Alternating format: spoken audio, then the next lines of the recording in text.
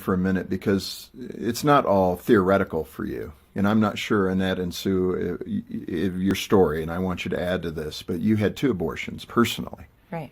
And the impact of that on you. Describe, briefly what happened and what state of mind were you in, what state of life were you in. Just give the listeners some perspective on your own abortions. I was in college and with a guy that, I probably shouldn't have been with. And we had a physical relationship very quickly. And the first time I found out I was pregnant, I just remember thinking, this can't happen to me because I'm a good Christian girl. And this doesn't happen to good Christian. And I was on birth control.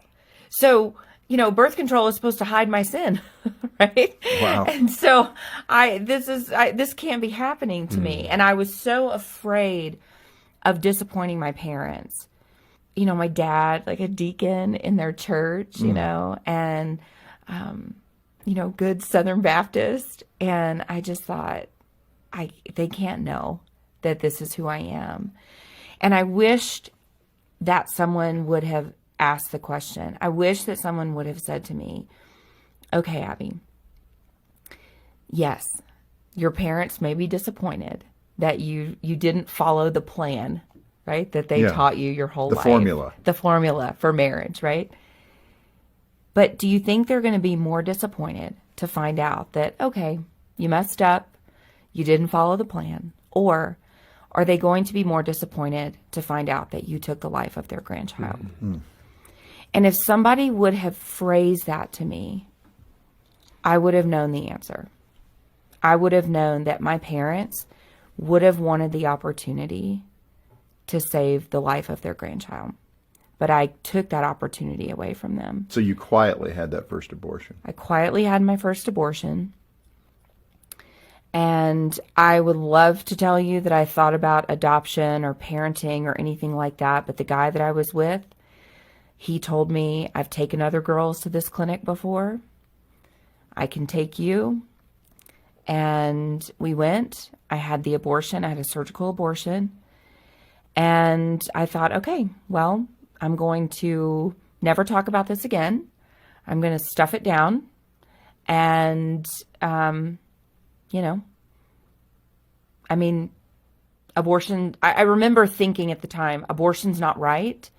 But this time it was me. Yeah. And people just wouldn't understand my situation. Yeah. Then about 3 years later, with the same guy, married him. And he decided that he didn't want to be in our marriage anymore. And after he had left, I found out I was pregnant again.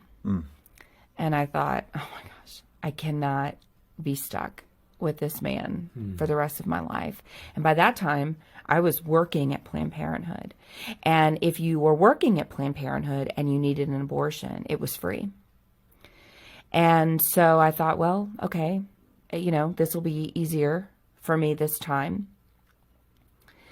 And I chose the medication abortion because that seemed more natural. We were telling everyone, oh, it's just like a heavy cycle. It's no big deal. This is where you take an oral pill. You take a series of pills. It induces. Right. And at the time I just thought, okay, well, no big deal, right? It'll just be like a cycle that I have every month and no big deal. And I didn't think in advance of what this would look like. I didn't think, okay, I'm going to essentially labor at home. I'm going to pass a baby. And then I'm going to have to make a decision about what to do with that baby. Medication abortion is on the rise. And Sue can talk about that because that directly, that's really her story as well. We don't know the long-term effects yet of a generation of women who took a series of pills, were told this was going to be no big deal, and then looked at their baby in the toilet, we don't know emotionally what that is doing to our women. Or to our culture. Yes. The desensitization of human life.